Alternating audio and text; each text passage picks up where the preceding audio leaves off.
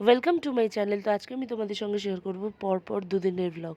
তো দুদিনে আমার ঘুরতে যাওয়ার প্ল্যান ছিল, কিন্তু প্রথম দিনটা আমার ক্যান্সেল হয়। তো প্রথমেই সকালে উঠে অফিসে গিয়ে বসেছিলাম, কাজ টাজ করছিলাম, তারপরে খেলাম চা, তারপরে টিফিনে ছিল চাউমিন, সেটা খেয়ে নিলাম। এবার খেয়ে নেওয়ার পরে বাড়িতে আসলাম, এসে লাঞ্চ করলাম। লাঞ্চটা মা অনেক দিন বাদে খাইয়ে দিল।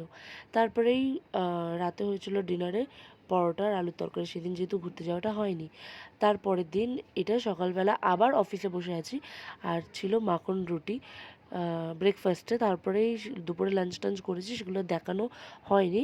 তো এই যে বিকেলবেলা বেরিয়ে পড়েছি আমি, মাসি, প্রিয়া, সবাই সাউথ সিটি যাচ্ছি। অনেক দিন বাদে ঘুরতে যাচ্ছি।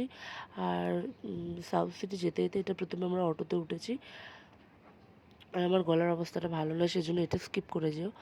যাই হোক, প্রচণ্ড হাওয়া দিচ্ছিলো, ভালোও লাগছিলো, অনেক দিন বাদে ঘুরতে বেরিয়েছি।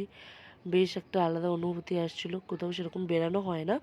আর সেখানে অফার চলছিল 156 টাকার। তো 3টে আলুর টিকি, একটা Domino's pizza, pepper barbecue chicken, আর সঙ্গে একটা কোক। দারুণ মজা করে খেয়েছি। আর রাতে কিন্তু ডিনারে আরও ভালো আইটেম ছিল, ফ্রাইড রাইস আর চিকেন কষা। ভালো লাগলো অবশ্যই।